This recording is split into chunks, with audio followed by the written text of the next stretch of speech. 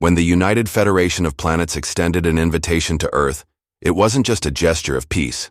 It was a test. Humanity had come a long way from tribal wars and world conflicts to interstellar diplomacy and scientific mastery. But even with all our advancements, the other civilizations remained unsure.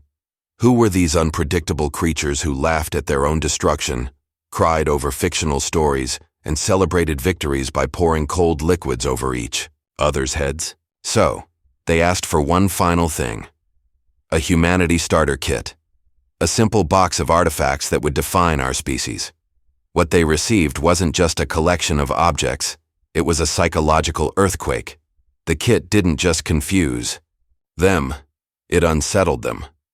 Inside it were echoes of our madness, glimpses of our genius, and proof that humanity isn't a species you can summarize. It's a contradiction you either embrace or fear. The request in the grand marble halls of the Galactic Assembly, representatives from over 700 advanced civilizations gathered in anticipation. The Earth's admission into the United Federation of Planets had been a topic of heated discussion for nearly a decade. Humanity's rise from primitive conflict to a spacefaring species had intrigued, confused, and, to some, alarmed the rest of the galaxy. By technical standards, Earth had qualified. They had eliminated most forms of poverty, stabilized their ecosystems with advanced climate engineering, developed ethical artificial intelligence, and even contributed to interstellar physics with faster-than-light signal translation. But qualifications weren't everything. There was something elusive about humans. Their unpredictability, their intense emotions, and their chaotic mix of rationality and recklessness left many uneasy. So, as a final gesture before granting full Federation status, the Galactic Council requested something simple: a cultural portfolio, a symbolic humanity starter kit. The goal was understanding, but what they got was far more than they bargained for. The kit arrives 3 Earth weeks later. A diplomatic vessel from Earth arrived at the Federation's archive moon orbiting Zeinler Prime. The crate it carried was modest, no larger than a washing machine, but its contents had been hand-selected by a joint committee of human anthropologists, historians, scientists, and artists. The exterior of the crate bore the emblem of Earth, a stylized blue-green planet held in 2 hands, encircled by the words, "From our home to yours." Inside, cushioned within shock-absorbent foam and intelligent temperature gel, were 17 items. Each one had been chosen to represent a core element of the human experience: art, conflict, curiosity, humor, fear, and compassion. The items were not explained. That, the humans said, was intentional. Understanding us, the ambassador noted, means being comfortable with ambiguity. Unpacking the paradox, the first item was a fossilized ammonite, 400 million years old, accompanied by a stone hand tool from early hominids. It symbolized not just Earth's deep biological timeline, but humanity's long and painful struggle to rise from prey to apex. Next was a paperback copy of The Art of War by Sun Tzu, its margins scribbled with comments like, "Still true today," and "Funny how business people love this." Next to it was the Diary of Anne Frank with a note attached, to remind us what happens when fear wins. The collection continued. A vinyl of Beethoven's Ninth Symphony, a glass vial containing a sample of penicillin mold, a journal filled with doodles, engineering notes, poetry, and equations, a photo of Earth taken from the moon, labeled, "Our First Look at Ourselves." There was also a single packet of hot sauce, labeled "Unnecessary but Loved," and a toy, a rubber duck. This last item deeply confused the Federation's leading xenopsychologists, but it was the last 3 items that sparked internal panic. The letter one was a flash drive containing over 10,000 films, books, and music tracks, from Shakespeare and Sagan to punk rock and anime. Another was a chessboard fused to a nuclear warhead simulation model, titled Strategy, Our Double-Edged Gift. The final item was a handwritten letter, neatly folded and signed by over 2,000 Earth citizens from various nations, languages, and backgrounds. "We are not perfect. We are curious and dangerous. We cry over lost dogs and build machines that could end worlds. We forgive and forget, and sometimes we shouldn't. But we dance. We make music that transcends language. We help strangers. We imagine futures where no one goes hungry, and sometimes we even try to build them. We're not a species you can classify. We're one you have to feel. If that scares you, we understand. If it excites you, we're ready. The council was divided. Some saw this as profound honesty, others as proof of latent instability. Reactions from the stars, the Seraphim, a species of bioengineered pacifists, called for immediate rejection.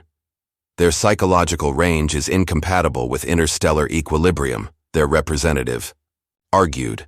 The Dorlax, a cybernetic species, were more sympathetic. Their inefficiency is their beauty. They fail often, but they learn.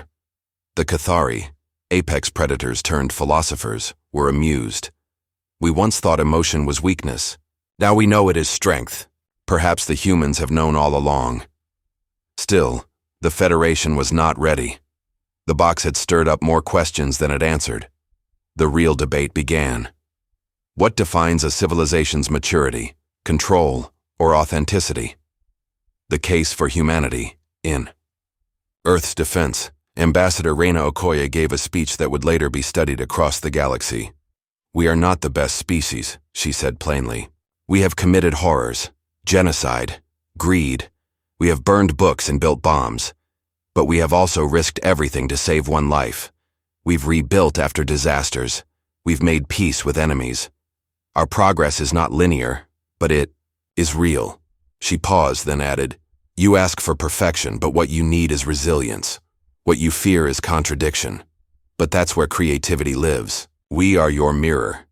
And maybe that's what scares you most. Legacy of the Kit. The Federation took 6 Earth months to deliberate. In the end, Earth was not denied, but neither were they immediately accepted. Instead, they were granted provisional observer status, access to Federation knowledge, trade, and dialogue, but no voting power or tech transfers. The official statement was diplomatic. Humanity remains an evolving case study. The Council will review their progress annually. Their cultural kit will remain in the archive as a unique and ongoing subject of cross-species research. Unofficially, many species began trading for copies of the Humanity Starter Kit. The rubber duck became a status symbol.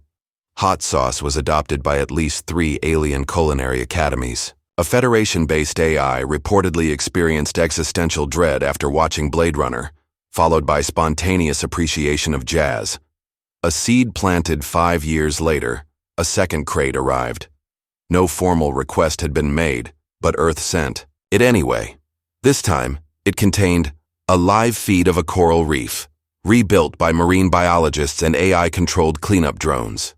A recording of a rescue mission where humans saved a stranded alien explorer in Saturn's orbit. A film, part documentary, part drama, called The First Step, chronicling the moment the Federation received their first kit. It ended with the words, "We're still learning, but we're not afraid to be seen." The Federation reflect. The Federation had once believed that strength meant predictability and peace meant uniformity, but the humans challenged that. They showed that disorder could give rise to innovation, that emotion wasn't an obstacle to reason, but a necessary partner. They still didn't understand why humans cried over fictional characters or cheered for underdogs with no chance of winning. But they began to realize something deeper. Humanity didn't evolve to dominate the universe. They evolved to connect with it. Conclusion: the ongoing experiment. The Humanity Starter Kit became more than a cultural artifact. It became a question. Can a species that once weaponized atoms and feared its own shadow grow into something worthy of trust? Earth never claimed it had all the answers. What it offered was a conversation. Honest, raw, and real. And in a universe full of ancient empires and sterile logic, that offer was rare. Earth through alien eyes, the Federation had always prided itself on data. Cultures were categorized, predicted, and indexed. But humans? They didn't fit. The more you tried to define them, the more they defied the definition. The Arun, a crystalline, intelligent species with no concept of metaphor, were the first to request clarification about an entry in the kit. They had studied the film Forrest Gump and were puzzled. "What does it mean?" they asked. "That life is like a box of chocolates. Are your lives sweet, random, contained in edible wrappers?" When humans explained that it meant unpredictability, that you never truly know what you'll face next, the Arun went silent, not from confusion, but contemplation. The phrase became so popular among them that their planetary data vault was renamed the Box of Chocolates, a repository for all unexplainable truths, chaos as creativity.